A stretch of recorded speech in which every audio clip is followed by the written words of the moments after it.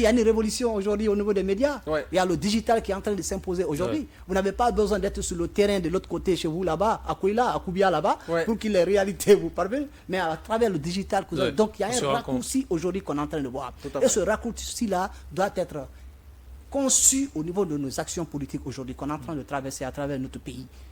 Ça, c'est important, L'autre oui. innovation, qui n'est d'ailleurs pas l'une des moindres, c'est la question de la candidature indépendante Oui, dans le tout projet à de fait. nouvelle constitution, qui permet à des citoyens comme vous de vous présenter à n'importe quelle élection dans notre pays désormais.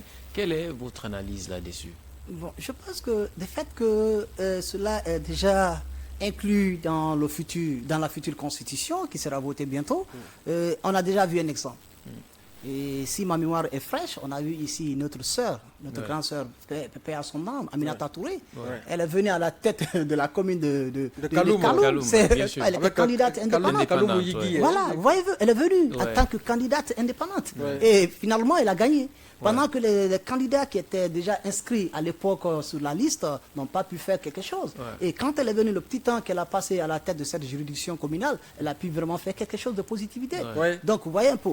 Donc, si nous mettons ici la candidature, n'est-ce pas, indépendante ici, et de façon constitutionnelle, je pense que la question qui peut un peu tarauder un peu mon esprit, c'est par rapport à la personne qui va se présenter comme candidate indépendante. Je veux dire la personne. Ouais.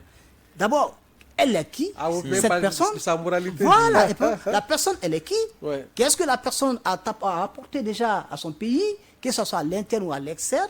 Quel est vraiment son degré, n'est-ce pas, de citoyenneté, son sauvisme au niveau de notre pays? Et de probité, vous voulez De probité, dire. vous voyez un peu. Donc, je pense que c'est cette question-là qui peut un tout petit peu vraiment empêcher ma personne vraiment de voter pour un candidat indépendant. Oui, Mais Je une pense fois qu'il y a que- le principe de justement. parrainage qui Le viendra parrainage, trouver il solution y aura quand même à ce assez de souci, hein. mécanismes pour faire un filtrage Ouais.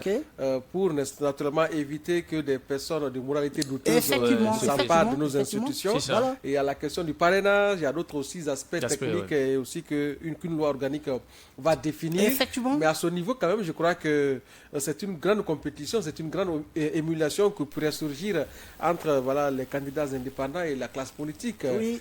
qui avait le monopole des élections Effectivement, nationales. Effectivement.